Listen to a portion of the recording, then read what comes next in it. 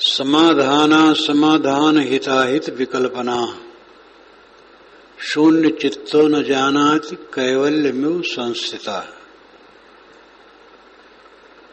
समाधान असमाधान हित अहित विकल्पना शून्य चित्तो शून्य चित्त न जानाति कैवल्यम इव संस्थिता।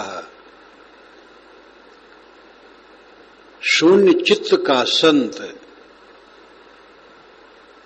समाधान असमाधान हित अहित की कल्पना को नहीं जानता है। कैवल्यम इव संस्थिता, वो तो कैवल्य के समान स्थित रहता है। ये अष्टावक्र गीता के श्लोक हैं। शून्य चित्त साधक ही सिद्ध है। तकलीफ कौन देता है? मन। एक काम कौन नहीं कर रहा है?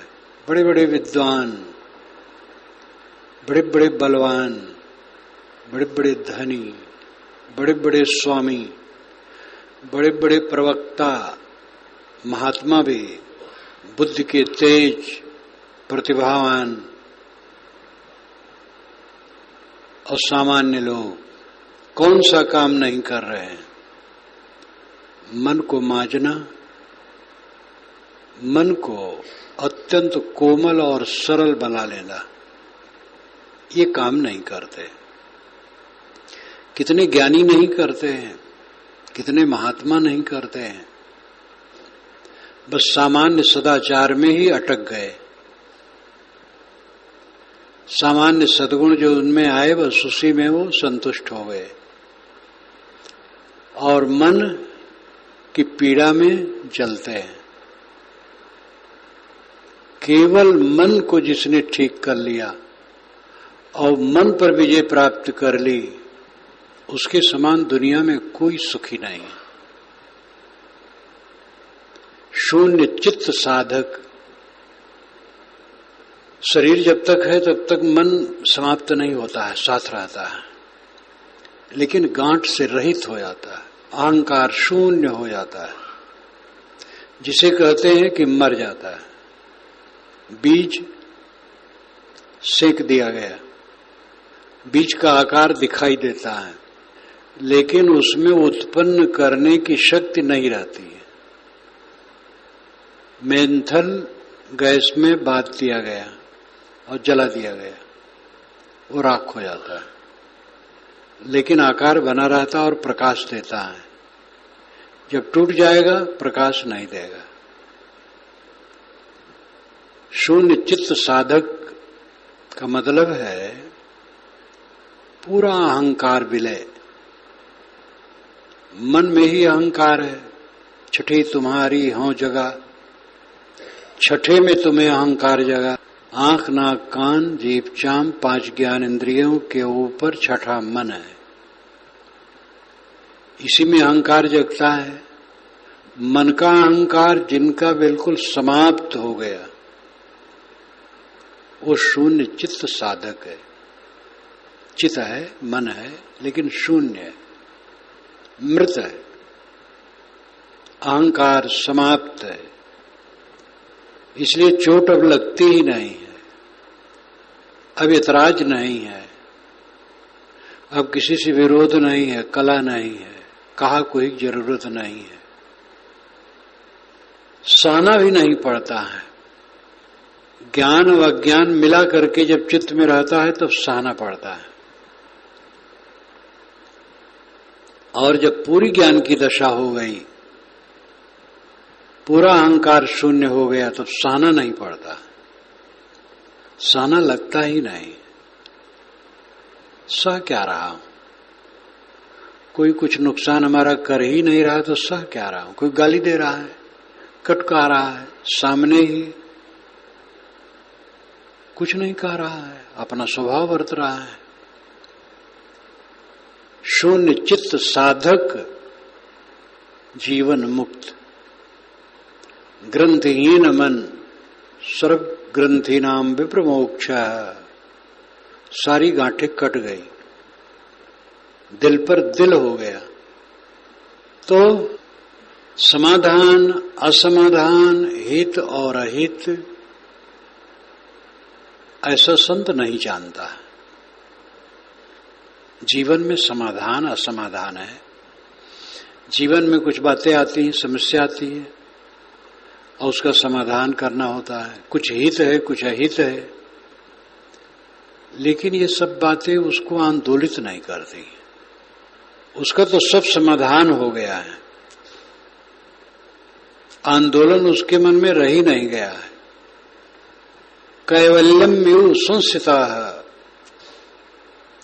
वो तो कैवल्य के समान स्थित है।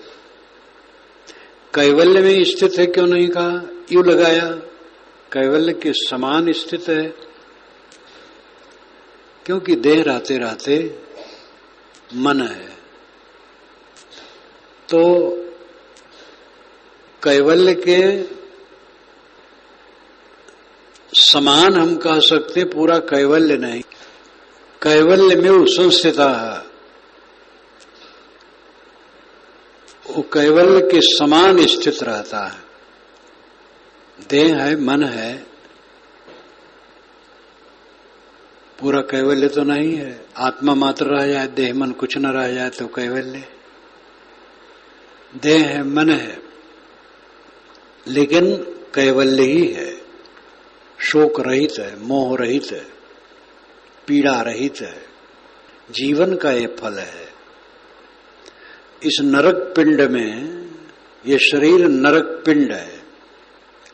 इस नरक पिंड में रह करके जो क्लेश रहित है वो धन्य है, और सब अभागे हैं। जो क्लेश रहित नहीं है अभागा है। क्लेश रहित मन, ये स्थिति प्राप्त करना चाहिए। निर्ममो निरहंकारो न किंचिदित निश्चितः अंतर्गलित सर्वाशः कुर्वन्न करोति न।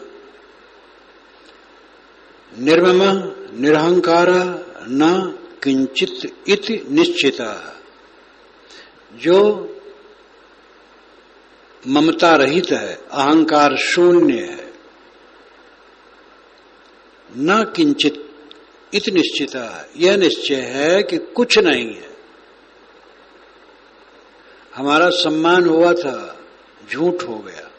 अपमान हुआ था, झूठ हो गया। भरी सभा में हमें गाली दी गई थी, झूठ हो गया। अज्ञान रहेगा तब लगेगा कि हमारा बड़ा अपमान हो रहा है।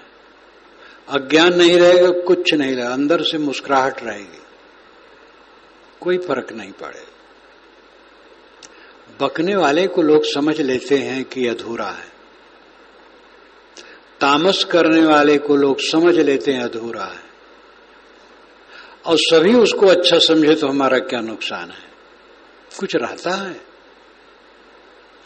कि आज के पहले का कुछ रहा, कल वाला कुछ है। न किंचित इति निश्चित, उस बोधवान को निश्चित रहता है कि कुछ नहीं है, मेरे साथ कुछ नहीं है। अंतर्गलित सर्व आशा, उसके भीतर की सारी आशाएं गल गई हैं। इस नंगी दुनिया से कुछ पाना नहीं है। इस शराब खाने में कोई जरूरत नहीं है। इस मैकदे में काम नहीं होशियार का। इस शराब खाने में होशियार को रहने की जरूरत नहीं है। अब इस दुनिया में आने की आवश्यकता नहीं है। अंतर्गलित सर्व आशा, सारी आशाएं गल गई हैं। कुर्वन्न करोति न, ऐसा पुरुष भी सेवा का काम करता है। यद्यप अष्टावक्र गीता का लेखक सबको झाड़ देने वाला है, इसमें एक ही बात, वैराग्य स्वरूप बोध मोक्ष की बात है। सामान्य के लिए कोई गुंजाइश नहीं, सीधी बात। लेकिन वो भी कहता है कुर्वन् न करोति न, कुर्वन् अपि करोति न। वो करता है, सेवा करता है, काम करता है, लेकिन नहीं करता है, क्योंकि जो कुछ करता है उसमें कोई अहंकार नहीं है। एक कर्तव्य दृष्टि है, एक सेवा दृष्टि है बस। लेकिन टीकाकार लोग बिगाड़ते हैं। हमारे हाथ में जो मूल है और थोड़ी थोड़ी टीका है, बहुत पुरानी, शायद 100 वर्ष पुरानी होगी, बंबई से छपी। इसके टीकाकार लिखते हैं, ऐसा ज्ञानी पुरुष विषय भोग करता हुआ भी नहीं करता है। कुर्वन्न करोति न, इसका अर्थ इन्होंने किया। ऐसा ज्ञानी पुरुष जिसका अहंकार गल गया, ममता खत्म हो गई और कुछ भी नहीं है मेरे साथ, और अंदर से सारी वासनाएं गल गई हैं, ऐसा पुरुष विषय भोग करता हुआ भी नहीं करता है। तो ज्ञानी का प्रत्यक्ष लक्षण क्या है? अगर वो विषय भोग करे तो यही ज्ञानी का लक्षण है। ऐसे लोगों ने ज्ञान को चौपट किया है। मूल वेदांत का ये दोष है कि अंत में वो जड़ चेतन एक मान लेते हैं,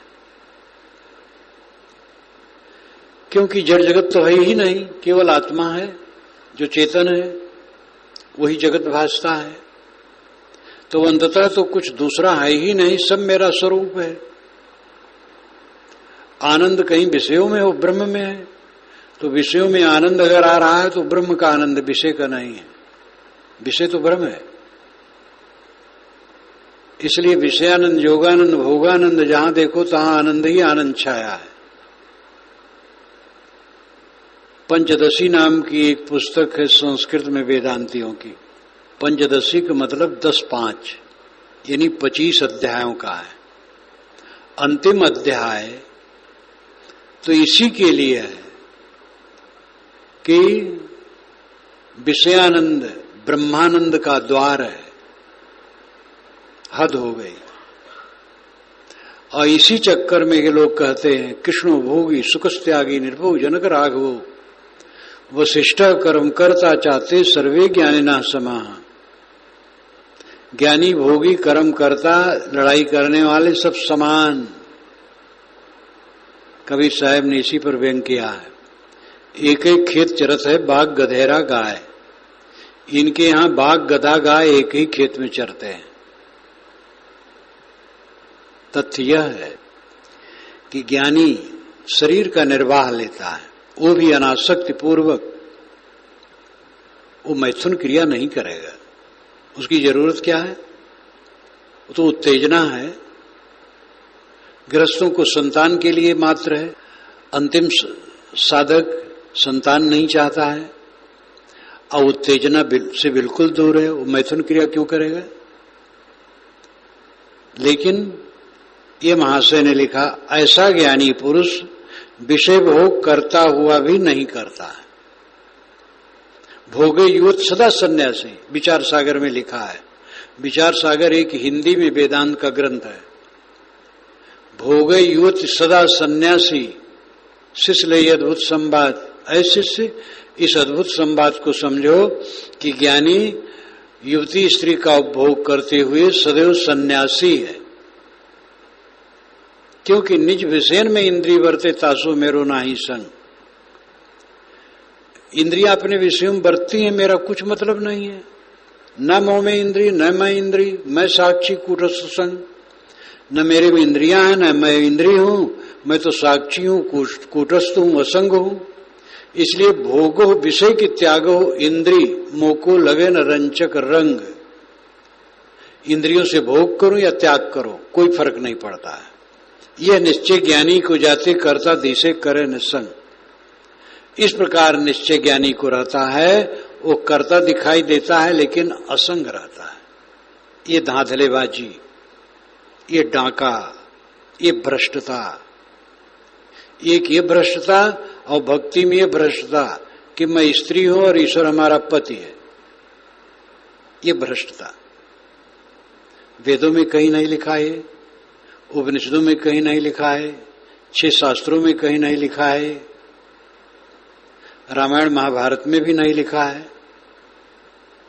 ये पीछे कुपंथ चला, मैं पत्नी हूं, ईश्वर पति है, बस उसी में राधा माधव आ गए।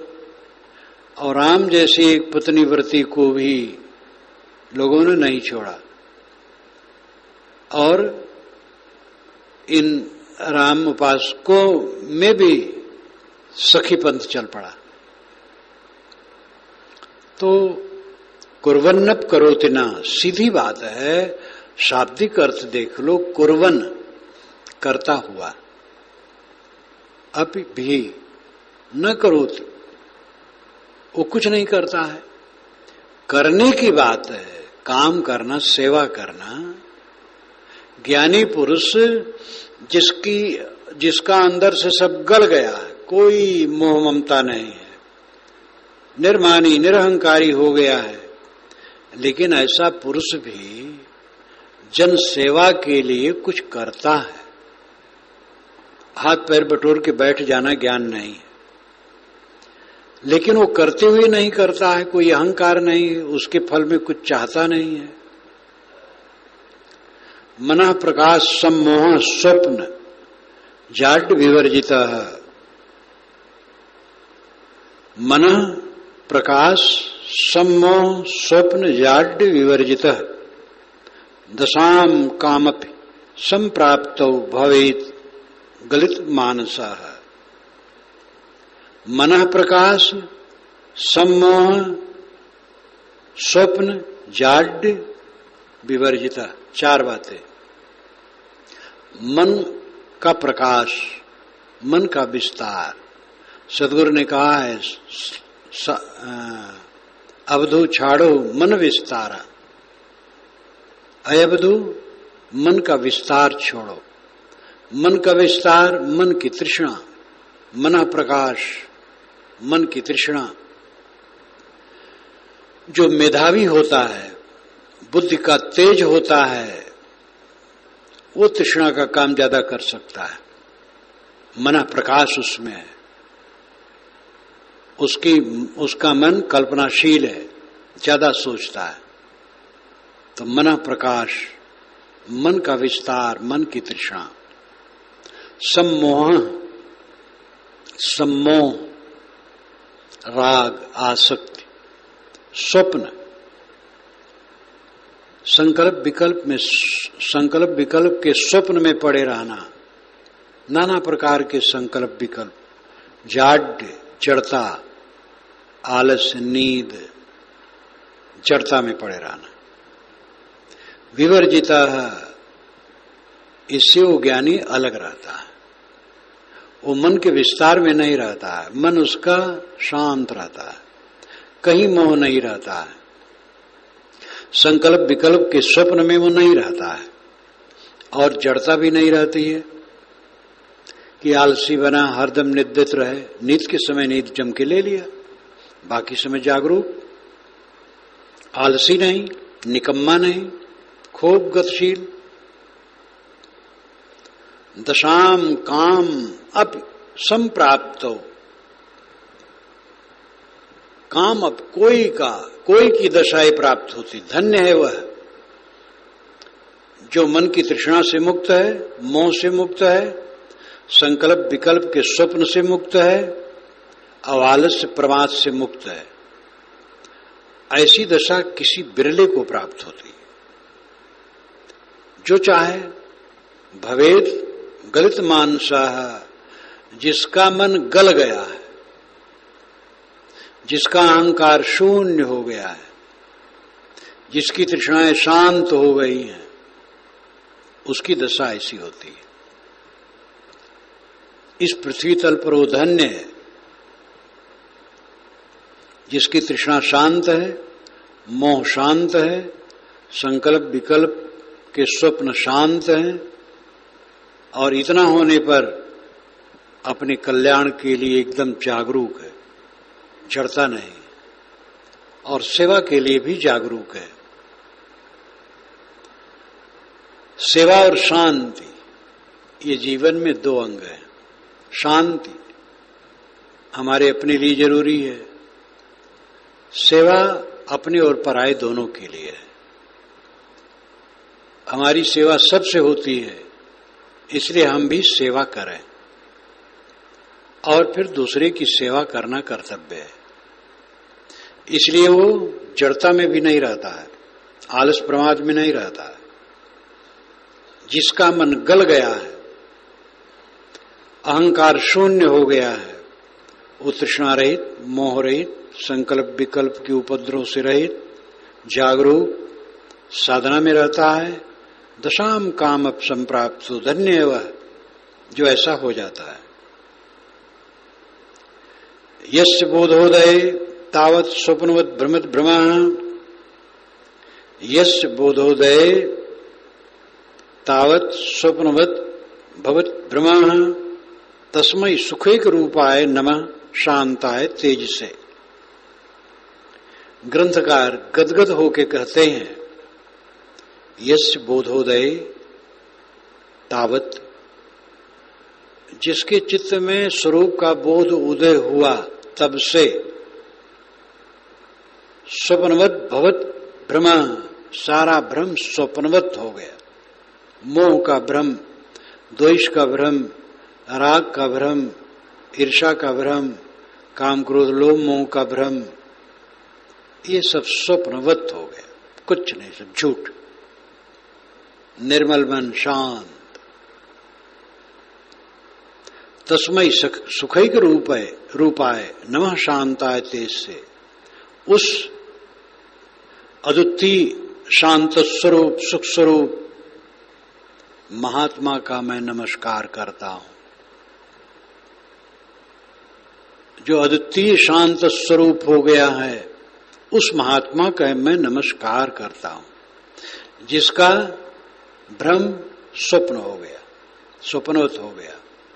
भ्रम है, राग करना भ्रम है, द्वेष करना भ्रम है, शुद्ध होना भ्रम है, आंदोलित होना भ्रम है।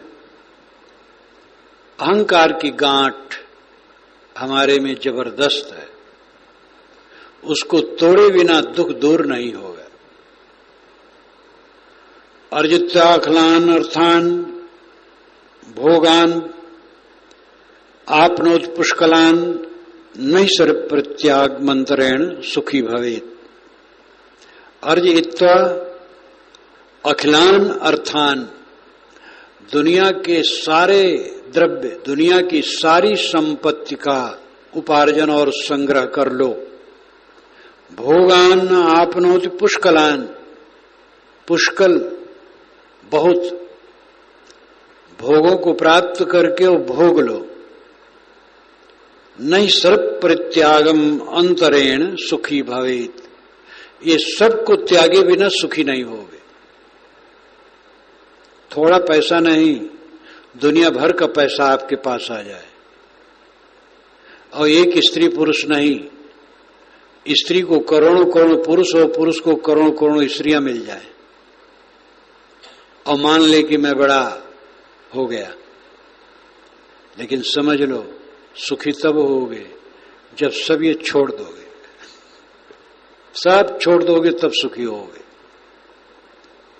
ये सब रोग है। पंडितों ने कहा पुत्र जिसको नहीं होता है वो स्वर्ग में नहीं जाता है, क्योंकि पुत्र हुआ तो पिता के मरने पर पिंडदान करेगा, तो पिता स्वर्ग में जाएगा। पुत्र नहीं हुआ तो पिंडदान कौन करेगा, तो स्वर्ग कैसे होगा। यदि पंडितों ने इसके लिए 12 दायद निर्णय किया है, ये महाभारत में आता है, मैंने कल लिखा, पांडु के मुख से कहलवाया गया है, और बड़ी सुविधा कर दी गई है कि कोई तो दायाद हो, कोई उत्तराधिकारी हो, पिंडदान कर सके, लेकिन पुत्र उत्पन्न करने में जोर, वो पिंडदान कर सके। और पिंडदान के बहाने ब्राह्मण पुरोहितों का अपना धंधा। इसलिए पुत्र का अर्थ ही कर दिया गया, पुत्र नामक नरक से जो त्राण करे, रक्षा करे, वो पुत्र है। इसलिए पुत्र का शुद्ध रूप है पुत्र, पुत्र, ये शुद्ध रूप है। सहज पुत्र कहा जाता है, पुत्र, पुत्र नरक, त्र तारे, नरक से जो तारे वो पुत्र है। अपत्य भी संस्कृत में कहा जाता है, संतान को अपत्य कहा जाता है। अपत्य का मतलब हुआ जिसके द्वारा पिता का पतन नहीं होता है, वो अपत्य। ये सब का अपना अर्थ है। अगर पुत्र हुआ शीलवान, सदाचारी, योग्य, तो निश्चित है पिता को संतोष मिलता है। लेकिन वो हमें तार देगा, तार क्या को देगा? तरना तो अपने कर्म से है। कोई अच्छा आदमी है तो सहयोगी होगा। तो भूल भुलैया बहुत है संसार में। धन इकट्ठा हो, भोग हो, पुत्र हो, तब सुख मिलेगा, भ्रम है। साधु महात्मा है, बड़ा मठ हो, बहुत चेले हो, तब सुख उनको मिलेगा, तो दुनिया बुद्धि है। तो मठ संयोग से होता है, योग्यता से होता है, कुछ आवश्यकता होती है, कुछ योग्यता होती है। लोग इकट्ठे होते हैं, बिखर जाते हैं, इसमें कुछ धरा नहीं है। असली बात तो यह है कि हमारा मन शुद्ध हो, शिव संकल्पमस्तु, शिव संकल्प वाला हो। मन में कोई गांठ, कोई विकार, कोई दर्द, कोई पीड़ा न हो। ये जीवन की उपलब्धि है। तो अर्जित्वा अखिलान अर्थान भोगान आपनोत पुष्कलान नैसर्ग प्रत्याग मंत्रेण सुखी भवेत। दुनिया का समस्त ऐश्वर्य और भोग इकट्ठा कर लो, बिना सबसे छुटे सुखी नहीं होगे। शरीर जब तक है, कुछ खाने पीने की जरूरत है, रहने की जरूरत है, ये सब होता रहता है, इसमें कोई अड़चन नहीं है। अड़चन तो अपना अहंकार है जो जलाता रहता है, जो अपने को जोड़ जोड़ करके चारों तरफ दिमाग खराब करते हैं। इसलिए जागरूक होने की आवश्यकता है। कर्तव्य दुख मार्तंड ज्वाला दुग्धांतरात्मन कुतः प्रशम पीयूष धारा सार मृते सुखम। कर्तव्य दुख मार्तंड ज्वाला दुग्धांतरात्मन, अपने किए हुए कर्म के दुख के सूरज से, उसकी ज्वाला से सबकी अंतरात्मा जल रही है। जो हमारे गलत सोच, गलत बोल और गलत कर्म है, ये जाज्वल्यमान सूर्य की ज्वाला, और इसमें हम जल रहे हैं। हमारा मन हरदम दुखी क्यों है? अपने पाप से। स्वरूप का बोध नहीं है, देहाभिमान है, भोग की इच्छा है, प्रतिष्ठा की इच्छा है, इसलिए जल रहे हैं। कर्तव्य दुख मारदंड ज्वाला दुग्धांतरात्मन। कर्तव्य शब्द है, कर्तव्य का मतलब करने योग्य, लेकिन यहां करने योग्य अर्थ नहीं है। यहां अर्थ है जो हमने राग द्वेष पूर्वक कर्म किए हैं, उसकी सूर्य रूपी ज्वाला से हमारा अंतःकरण जल रहा है। जो हमने राग द्वेष पूर्वक किया है वो हमें जला रहा है, सीधी बात। कुतः प्रशम पीयूष धारा सार, कुतः प्रशम पीयूष धारा सारम ऋते सुखम। कुतः नाम कब, कैसे, प्रशम शांत, पीयूष अमृत, धारा सारम, शांति रूपी अमृत की सच्ची धारा पाए बिना, रिते नाम के बिना कुतः सुखम, कहां सुख मिलेगा? हम अपनी मूर्खता से, अपने अहंकार से, राग द्वेष में पड़ करके चित्त को जला रहे हैं। शांति रूपी अमृत की सार धारा को पाए बिना ये शीतल नहीं होगा। इसलिए परम सुख चाहते हो तो मर जाओ, मरे बिना अमृत हो नहीं सकते। मरने को मतलब अहंकार मार लो। मुर्दा पर एक मन मिट्टी कोई डाले, चाहे 10 मन चाहे 1000 मन, कोई फर्क नहीं पड़ता। जिसका मन मर गया वो अत्यंत सहनशील हो जाता है। और मैंने बीच में कहा था कि वो सहनशील भी नहीं होता है, वो अपने आप ही स्थित आ जाती है। वो नहीं समझता मैं सहनशील हूं, वो अमृत सागर हो जाता है, तृप्त। ये दशा सब अपनाओ। भो अयम भावना मात्रो न किंचित परमार्थतः नास्ति भाव स्वभावानां भावाभाव विभाविनां। भवः अयम भावना मात्र, अयम भवः यह संसार भावना मात्र, भावना मात्र है। संसार है ही नहीं, भावना है उसकी। संसार हुए बिना भावना कैसे बनेगी? वस्तुतः हमारे में संसार नहीं है, हमारे में संसार भावना मात्र है। हमारी भावना से संसार का अलग अस्तित्व है, लेकिन हमारे में जो संसार है वो भावना मात्र है। ये पारख दृष्टि है। वेदांत के अनुसार, जैसा कि वेदांती कुछ मानते हैं कि जगत तीनों काल में नहीं है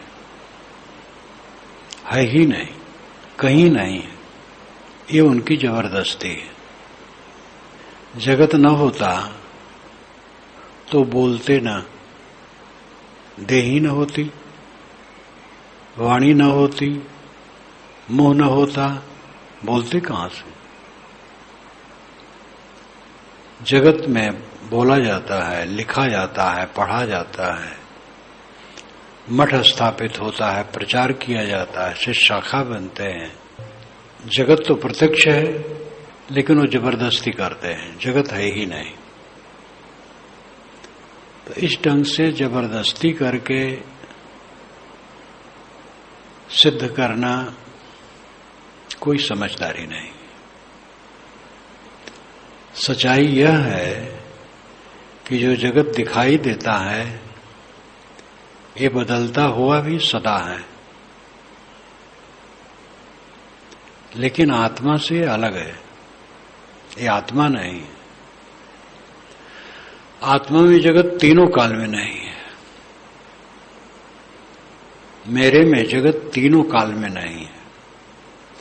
जगत में जगत तीनों काल में है, लेकिन आत्मा में जगत तीनों काल में नहीं है। अयम भव भावना मात्र, यह भव भावना मात्र है।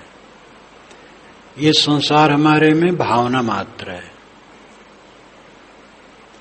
भावना हटा दे, संसार समाप्त है। जो दुख होता है भावना से होता है। इसी में एक श्लोक है बड़ा महत्वपूर्ण। उसका भाव है कि कौन ऐसा समय है और कौन ऐसी उम्र है जब द्वंद्व न हो। द्वंद्व नो निराम, निराम मनुष्यों को द्वंद न आवे कौन ऐसा समय है। मैं तो जब अपने जीवन को देखता हूं, जब से होश में आया हूं, कोई ऐसा समय नहीं जो द्वंद रहित हो। याद होता है बचपना का याद, भूत प्रेत परेशान कर देते। भूत प्रेत बता दिया गया तो हथियार जिधर रहे उधर देखने का मन नहीं कहे। रात में ढिबरी जलाने के समय रहे, माता वरामदे के पश्चिम तरफ रसोई घर रहे, उसमें भोजन बनावे तो उसका प्रकाश कुछ रहे और ढिबरी जले। और आंगन के पूर्व हिस्से में बरामदे में बैठा रहूं और बाएं तरफ कमरा रहे तो कमरे की तरफ नहीं ताको, और उधर कमरे के अंदर में अंधियारा है, भूत वहां हो गए। माता की तरफ ताको, वहां प्रकाश जलता है। और जब कहे पिता को बुला लाओ भोजन के लिए तो जाना पड़े। तो आगे जब बढ़ूं, जिसको ड्योढ़ी कहते, फिर बरामदा, फिर आंगन, लंबा चौड़ा सब रहा, तो भागते हुए जाता था एकदम जोर से। तब जाकर के कहूं पिताजी से भोजन कर लीजिए, बिना काम का भय। थोड़ा बड़ा हुआ तो इतना तो नहीं रहा, लेकिन फिर भी भूत प्रेत तो दिमाग में रहे। और इतने नहीं, बहुत बहुत भय, बहुत बहुत भय।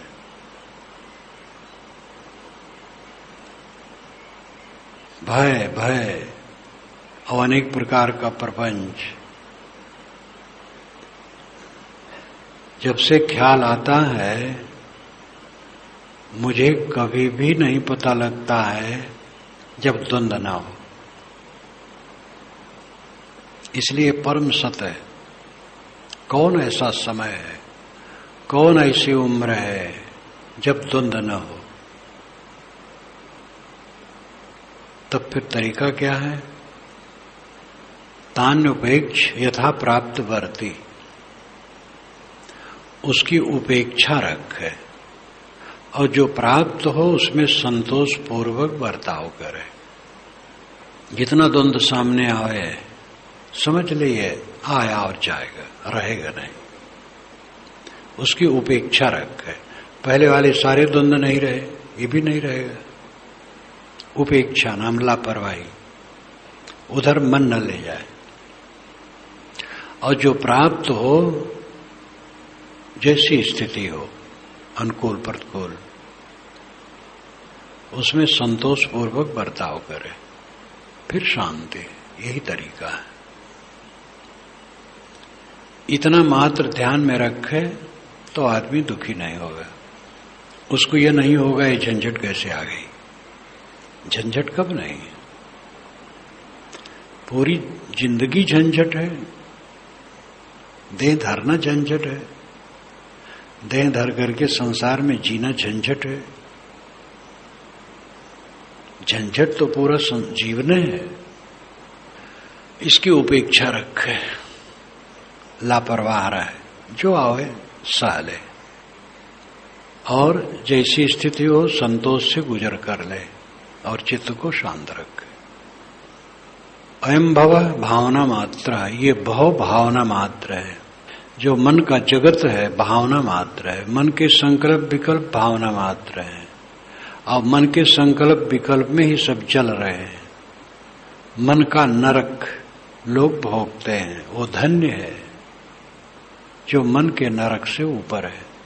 न किंचित परमार्थतः, परमार्थ कुछ भी नहीं है। परमार्थ नाम सत, सत में देखा जाए तो ये कुछ है ही नहीं है। जो द्वंद्व है, जो प्रपंच है भावना का, कुछ नहीं है। तुम्हारी भावना है, भावना को शांत कर दो। भावना को शांत कर दे, संसार खत्म है। संसार भावना में है, भावना को जीतो, संकल्प विकल्प को जीतो, संकल्प विकल्प से ऊपर हो जाओ। नास्ति भाव स्वभावानाम भावाभाव विभाविनाम, नास्ति अभाव स्वभावानाम, स्वभावानाम न अभाव अस्ति। जो स्वभाव है उसका अभाव नहीं है। स्वभाव, स्वनाम खुद, भाव नाम सत्ता। स्वभाव खुद का अस्तित्व, इसका अभाव नहीं है। मेरा होना झूठ नहीं है, मेरा होना सच है। लेकिन भावना कहो ना, वो कुछ नहीं, भ्रम है। भावना में हम दिन भर और रात भर और जीवन भर जूझते हैं, और भावना कुछ नहीं है, कल्पना है। लेकिन मैं हूं, मेरा अस्तित्व है। नास्ति अभाव स्वभावानाम, स्वभाव का अभाव न अस्ति। स्वभाव, स्वसत्ता, आत्मसत्ता का अभाव नहीं है, आत्मसत्ता का भाव है। आत्मा नित्य है, मैं नित्य हूं। भावाभाव विभाविनाम, भाव और अभाव विभाविनाम, भाव सत्ता, अभाव असत्ता का विभावन, स्पष्टता, खुलासा यही है। विभावन मतलब है खुलासा, स्पष्टता, साफ। भाव क्या है, अभाव क्या है, सत्य क्या है, झूठ क्या है, इसकी स्पष्टता क्या है। कल्पना झूठ है, आत्मा सत्य है। जिन कल्पनाओं में हम रात दिन जलते हैं वो कुछ नहीं है, और जलने वाला मैं हूं, जल रहा हूं। कब जागेंगे, कब नींद भंग होगी? नींद भंग होना चाहिए।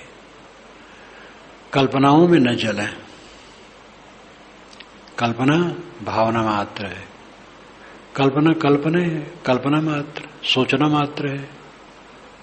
सोच सोच करके जले ना।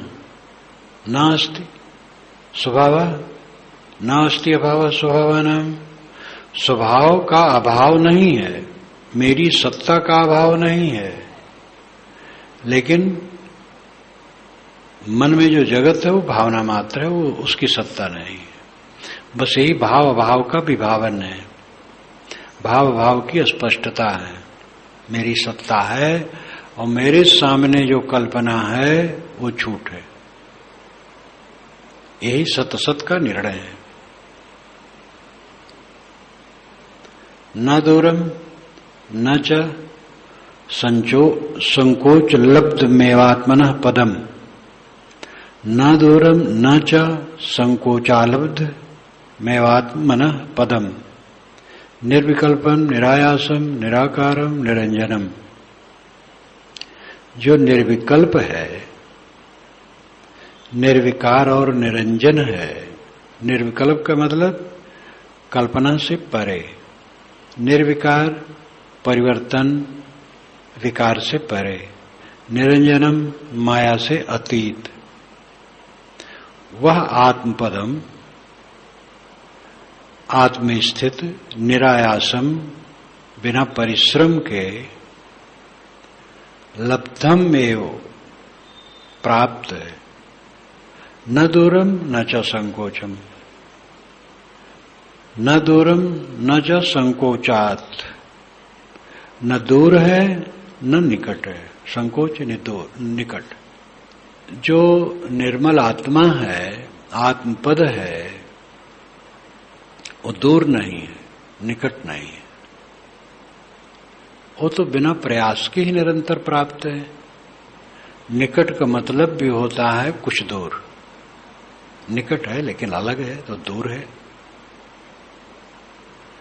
जो निर्मल आत्मा है वह न दूर है न निकट है, बिना प्रयास के निरंतर प्राप्त है। निरायासम, बिना प्रयास। प्रयास कुछ नहीं करना, तुम ही हो। अपने आप की अप्राप्ति का अनुभव किसी को नहीं होता है। मैं नहीं हूं ऐसा कौन सोचेगा? घोर अंधियारी कमरे में बैठे हैं, कोई पुकारा तो मैं नहीं कहता हूं जरा प्रकाश जला के देख लो मैं हूं कि नहीं, तब बोलो। या हाथ से टटोल लो मैं हूं कि नहीं, तब बोलो। अंधियारे में बैठा हूं, जैसे कोई पुकारा मैं बोल पड़ता हूं मैं हूं। आत्म अस्तित्व के विषय में कोई संदेह नहीं। यह दूर नहीं है, निकट नहीं है। निकट कहा जाता है, निकट का अर्थ भी वही होता है अपना आपा। कहने के तरीके अलग अलग हैं, उन सब तरीकों में अपने अर्थ हैं, इसलिए किसी तरीका का झट से खंडन नहीं करना चाहिए। जो कथन करने वाला है उसका भाव क्या है ये देखना चाहिए, समझना चाहिए। नेरे न खोजे बतावे दूर, साहब कहते हैं, दूर बताते हैं, निकट नहीं खोजते हैं। यहां निकट का अर्थ है अपना आपा ही, वही निकट है। उस ढंग से वहां कहा गया है। यहां कहा गया वो निकट नहीं है, दूर नहीं है। दूर नहीं है और निकट भी नहीं है, क्योंकि निकट होने पर भी दूरी है, स्वयं है। तो यहां कहने का तरीका ऐसा है, बिना प्रयास के ही वो प्राप्त है, जो कल्पनातीत, निर्विकार और निरंजन है। व्यामोह मात्र विरतो स्वरूपादान मात्रतः बीत शोका विराजन्ते निरावरण दृष्टया। व्यामोह मात्र से विरत होने पर, जितना मोह है उससे एकदम विरक्त हो जाने पर, स्वरूपादान मात्रतः, स्वरूप आदान मात्रतः, स्वरूप का आदान हो जाने पर, आदान नाम आ जाना, प्रदान नाम चला जाना, दे देना। बाहर का मोह मिटा और स्वरूप का बोध हुआ,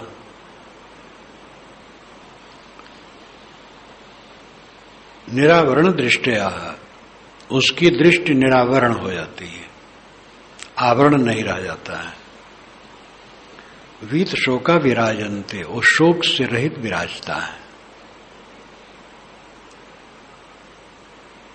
स्वरूप का ज्ञान हो और स्वरूप के अलावा जो कुछ है उससे वैराग्य हो, तो दृष्टि का आवरण हट जाएगा। स्वरूप का ज्ञान है लेकिन वैराग्य नहीं है विषयों से, तो काम नहीं होगा। वैराग्य तो है लेकिन स्वरूप का ज्ञान नहीं है, तो ही काम नहीं होगा। दोनों की आवश्यकता है।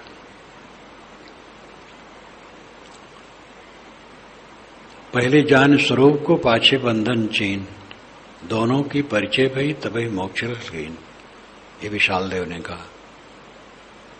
पहले स्वरूप को जाने, फिर बंधन को समझे, और दोनों को जो समझ लिया उसको मोक्ष है। पहले जान स्वरूप को, पाछे बंधन चीन, दोनों की परिचय भई तभी मोक्ष लख लेन। परिचय का यहां अर्थ है जैसे परिचय है वैसे ठहर जाए। परिचय भर हो गया, ठहरा नहीं तो कैसे होगा? परिचय तो बहुत को हो जाता है, जान जाते हैं, लेकिन वो दशा में ठहरे नहीं है तो दुख नहीं छूटेगा। परिचय हो जाए और परिचय के अनुसार चित्त की स्थिति हो जाए। अपना स्वरूप निराला है और जो कुछ मिला है सब कुछ मेरे साथ रहने वाला नहीं, सब दुख से भरा है। ये समझ करके ऐसी चित्त की स्थिति निरंतर हो जाए, बस वो शोक से मुक्त है। वीत शोका विराजनते, वो शोक से रहित होकर के शोभायमान संसार में होता है। समस्तम कल्पना मात्र मात्मा मुक्त सनातना इत विज्ञाय धीरो ही किमभ्यस्त बालवत। जो सनातन आत्मा है उस स्वभाव से ही मुक्त है, अलग है सबसे, और जो कुछ भी संबंध है सब कल्पना मात्र है, जोड़ है, मान्यता है। इत विज्ञाय धीरो, धीरवान पुरुष ऐसा जान करके कि मभ्यस्त बालवत, वो बालक के समान कैसे काम करेगा। जब समझ लिया कि जो कुछ भी संबंध है कल्पना मात्र है, वस्तु कल्पना मात्र नहीं है, संबंध कल्पना मात्र है, हमारी मान्यता कल्पना मात्र है, हमारा अहंकार कल्पना मात्र है, जुड़ाव कल्पना मात्र है। वस्तु अपनी जगह पर है, परिवर्तित होते हुए भी है।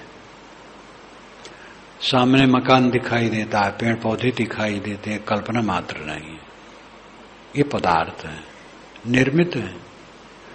कुछ मनुष्य ने बनाया है, कुछ स्वभाव से निर्मित है। पेड़ स्वभाव से पैदा हो गए, वनस्पतियां स्वभाव से पैदा हो गई, मकान मनुष्य ने बनाया, दोनों निर्मित हैं, दोनों मिट जाएंगे, लेकिन इनका मौलिक पदार्थ तो रहेगा।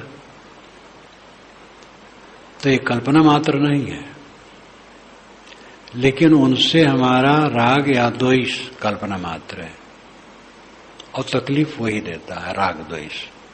ये मकान और पेड़ पौधे तकलीफ नहीं देते हैं।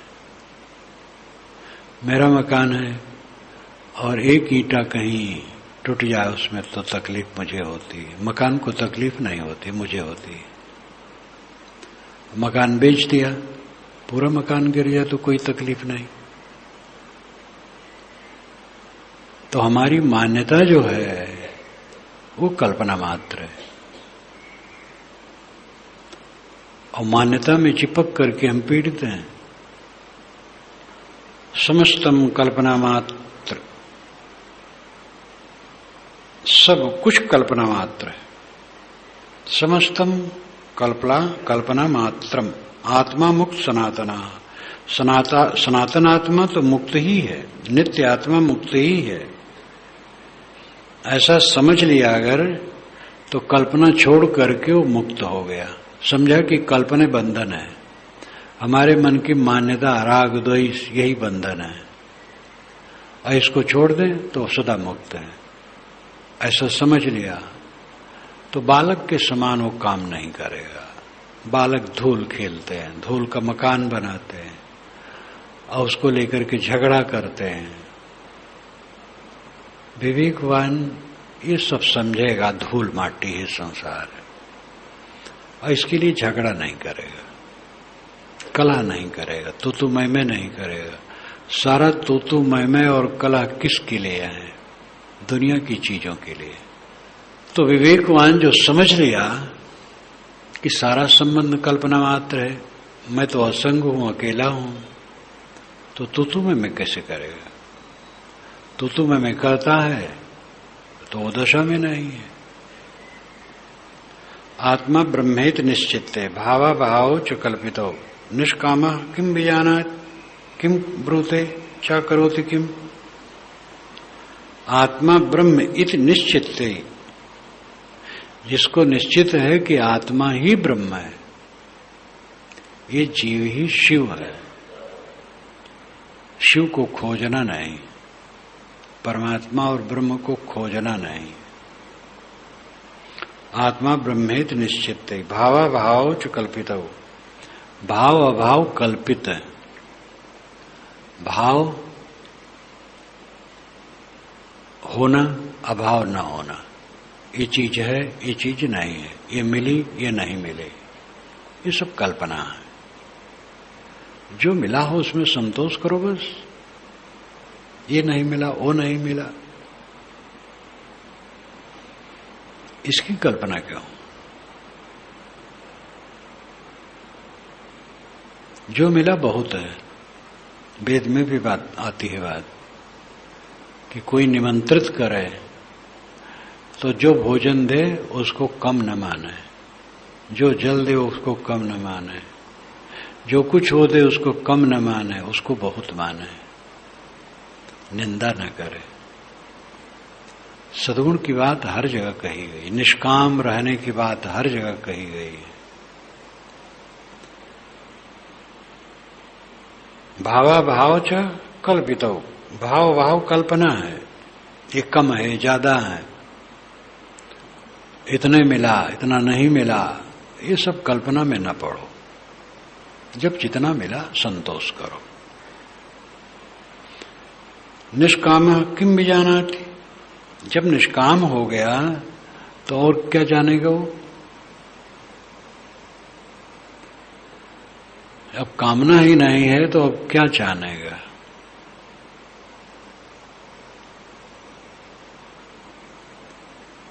अगर अपने को नहीं जाना तो पढ़ के क्या किया, और अपने को जान लिया तो पढ़ने की क्या जरूरत रही? जब जान लिया अपने को ठीक से कि जो कुछ प्राप्त होता है वो कल्पना है और हमारा स्वरूप ही ब्रह्म है, महान है, अपनी महानता में मस्त हो गया। अब क्या तकलीफ रह गई?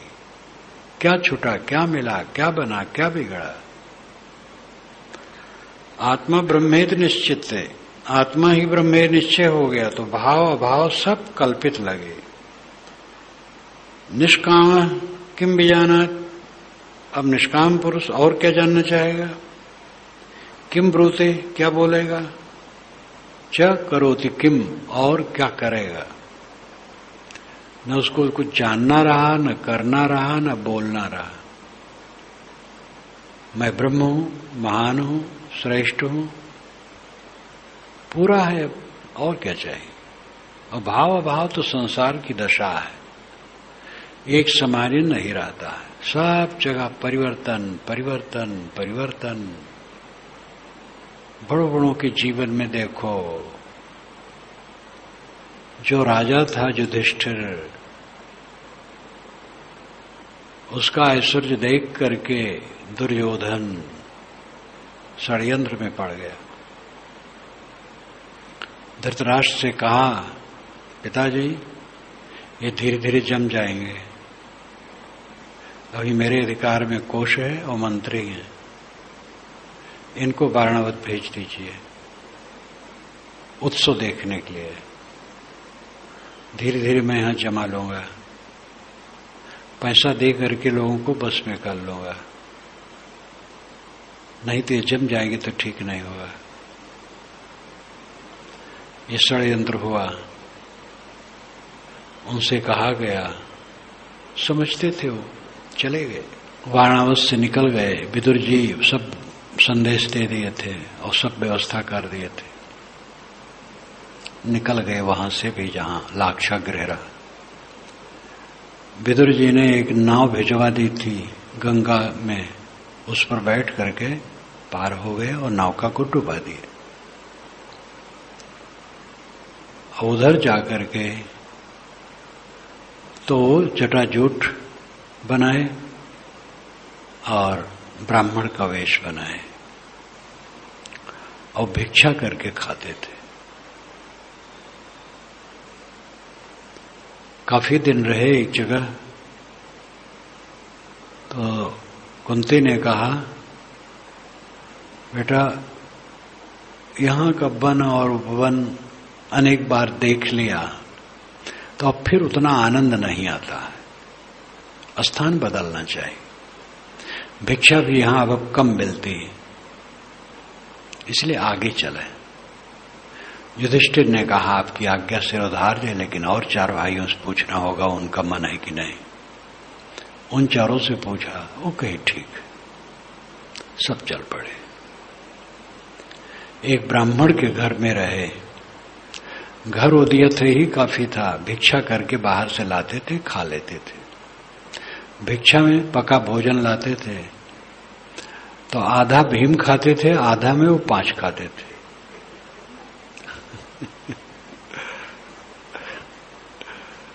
भीम बहुत बलवान थे, बहुत भारी शरीर के थे।